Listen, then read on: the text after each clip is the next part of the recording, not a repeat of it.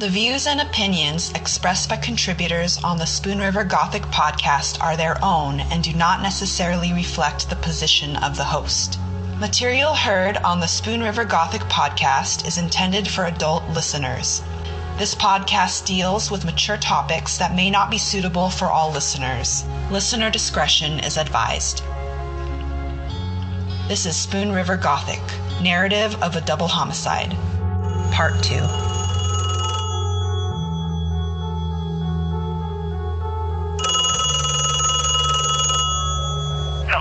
No one is available to take your call. Please leave a message after the tone.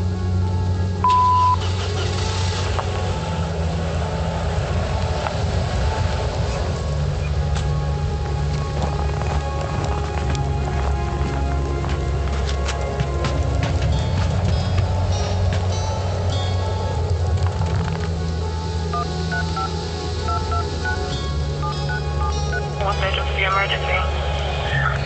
3 seconds.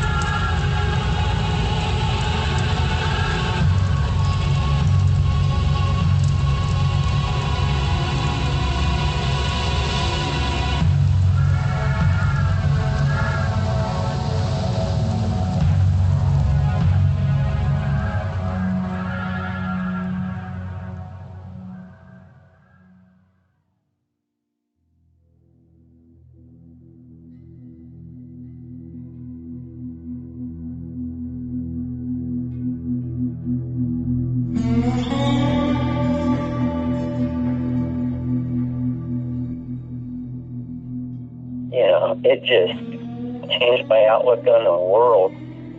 I've been taking an antidepressant ever since. I don't think I need it anymore, but that was pretty rough. Those 2 funerals were just overwhelming. 2 young people, 2 people so much younger than me. And it's just a pretty exciting tale, but somebody could probably make a movie out of mine. There's too many movies like that. Look at half the people in this country that have drank the Kool-Aid. They just get meaner every day. Now, I wasn't raised to drink the Kool-Aid. We went to church, but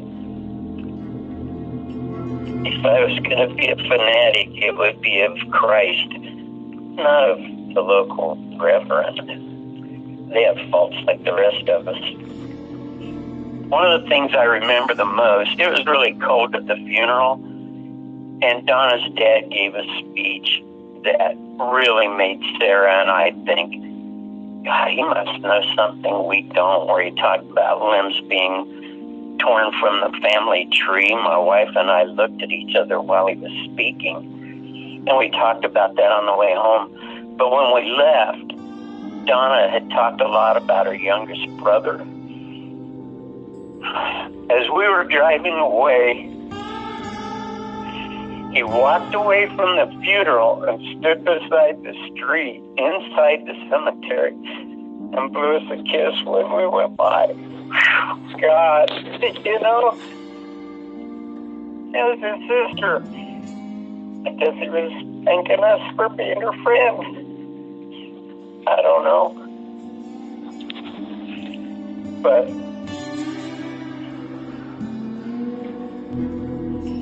it makes me sad and makes me feel better at the same time, But at that moment, God, my wife and I both cried for quite a while driving home, That was her brother. Her brother that she was closest to. Donna didn't, or my wife didn't know that. I did. She had talked about him enough, When he introduced himself to me, I knew he was the youngest brother. And to follow us, to leave everyone there at the gravesite and follow us as far as he did, and then wait for us to get our car and come back by. And he blew us a kiss. You know, I knew her husband, and as far as I know, she was still married at the time of her death.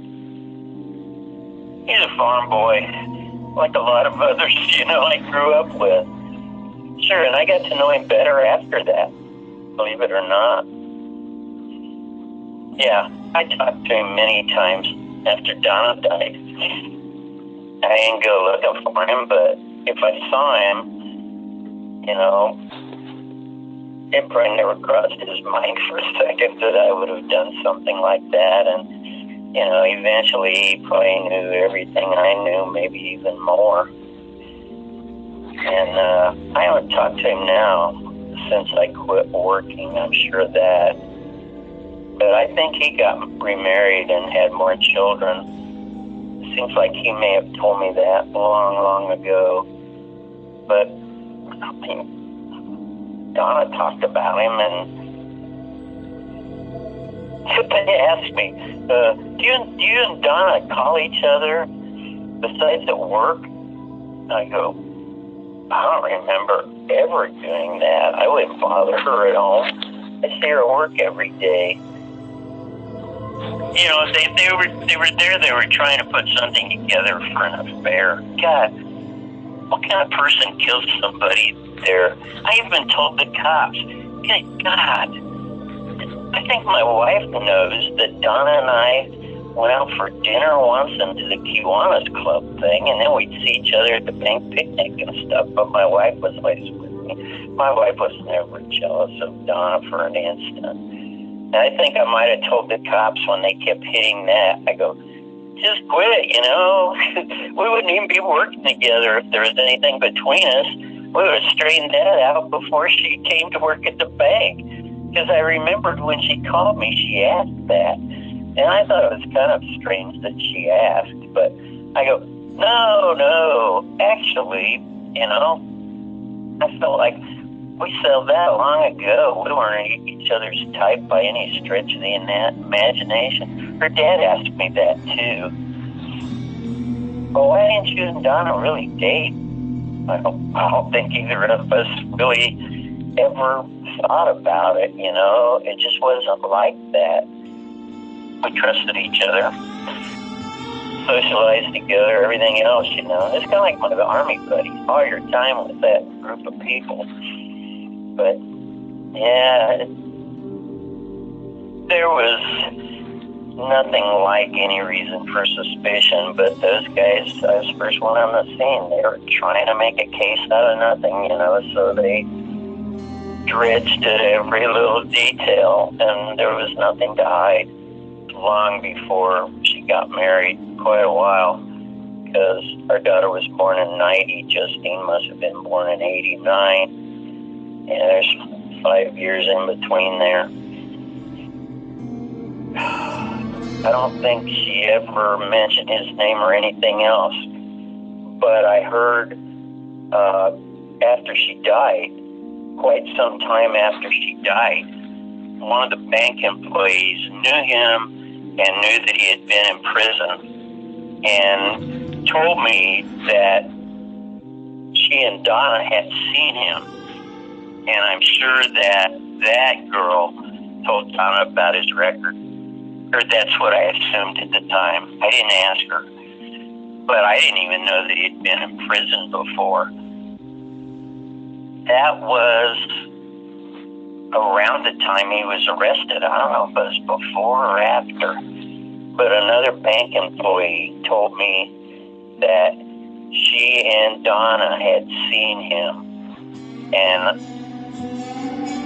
I just assumed when she told me that she probably told Donna about his record. And Donna, if he ever tried to ask Donna out, knowing he'd been in prison, Donna would have shot him down somehow in a heartbeat. He's probably resentful for that or something. I don't know. That's what I thought way back then. I kind of forgotten that because that was pretty unimportant, and that would have been back in 1993.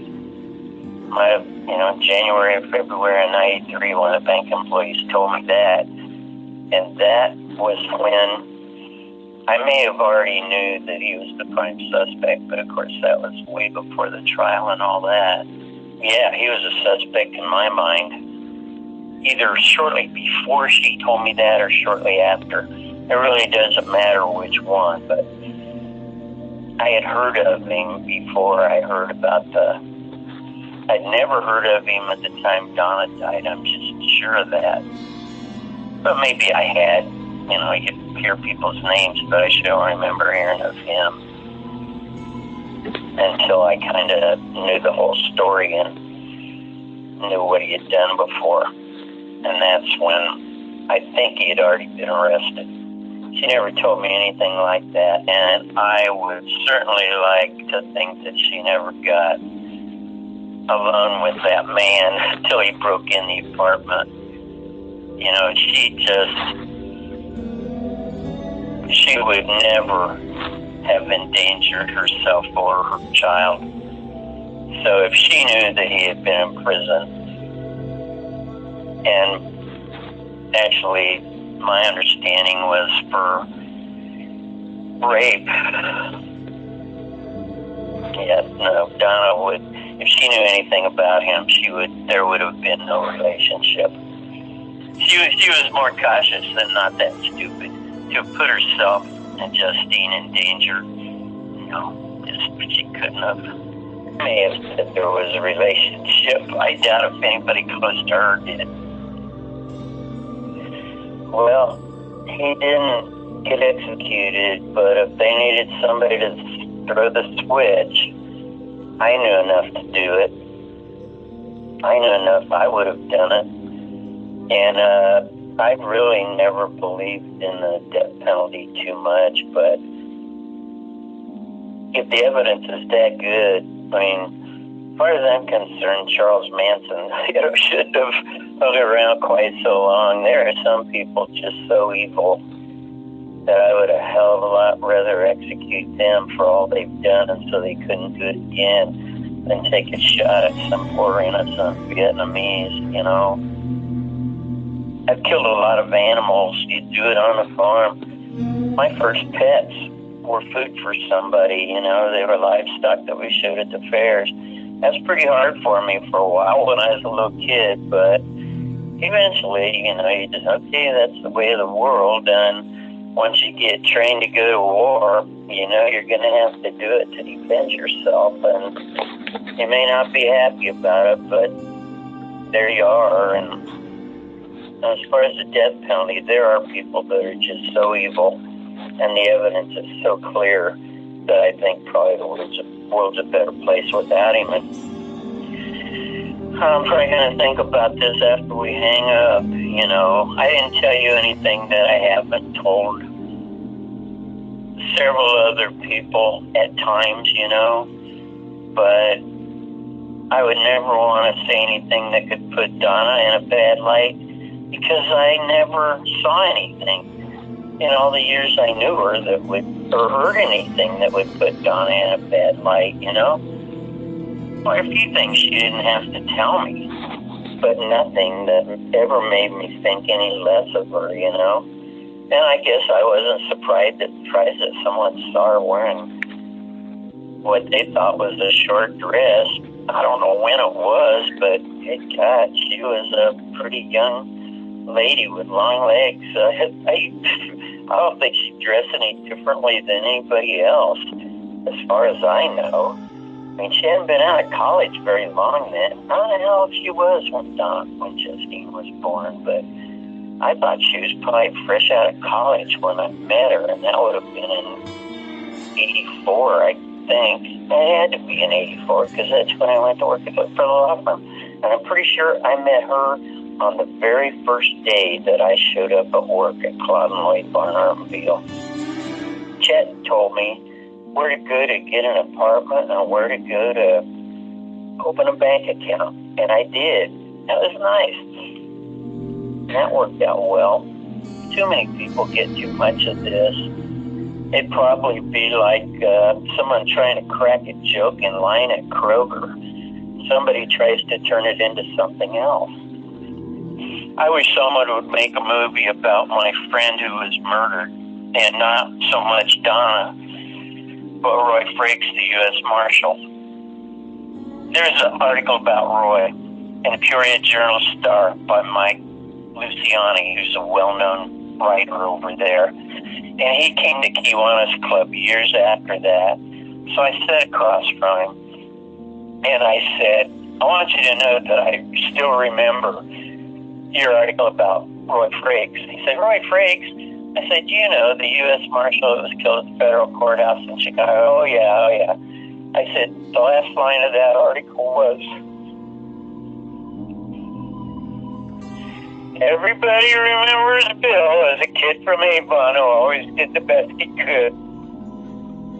Of anyone that I've ever laid eyes on that needed dying, yeah, I put Donnie Bull pretty high on the list. He was really a stupid person. A lot of people told me later. I don't think he finished high school or any of that. But he was a pretty good-looking guy and lifted weights in prison like they all did. And so, yeah, I hope you can do some good with this. Arm with it, and it gets back to me, I'm going to haunt you. But if you can do some good for an innocent person with this, I'll be grateful and thankful.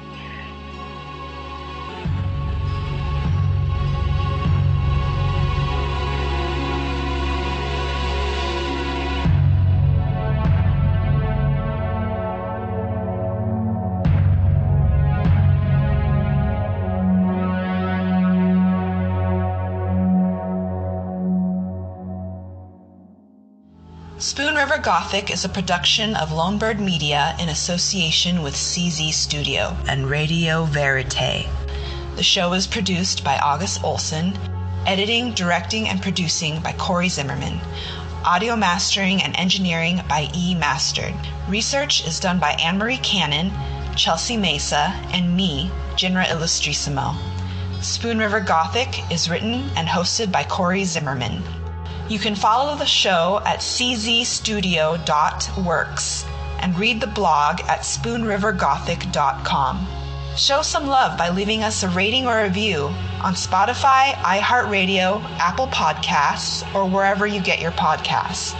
And stay tuned for the next episode as we dive deeper into the Donnie Bull case. Thank you for listening. This is Spoon River Gothic, narrative of a double homicide.